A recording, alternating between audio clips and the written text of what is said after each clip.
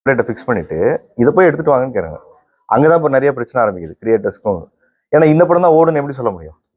அப்போ என்ன ஆகுனா அந்த தடுமாற்றத்தை நம்ம தவிர்க்கணும் அப்படின்னா இன்னும் நல்ல கதைகளுக்கு நம்ம எல்லாருமே ஒன்றா சேர்ந்து வேலை செய்யணும். ஆக்டரு, டைரக்டர்ஸ் அண்ட் ப்ரொடியூசர்ஸ் அவங்களுக்கு அந்த பேஷன்ஸ் இருக்கணும்.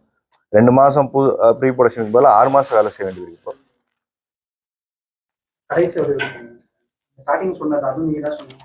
பெரிய படங்க அந்த 2-3 கோடி ரூபா வச்சிருக்கவங்க பெரிய பட செலவுல ரிலீஸ் எல்லாம் ஆயிடுது. அந்த மாதிரி அது ஒரு பிளாட்ஃபார்மா செட் ஆயிடுச்சு.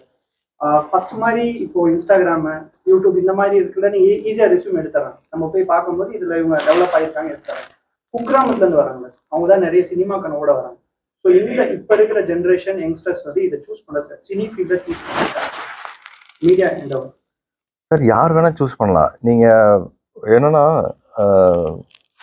பயணம் மாறிக்கிட்டே இருக்கும். பயணம் போற வண்டி தான்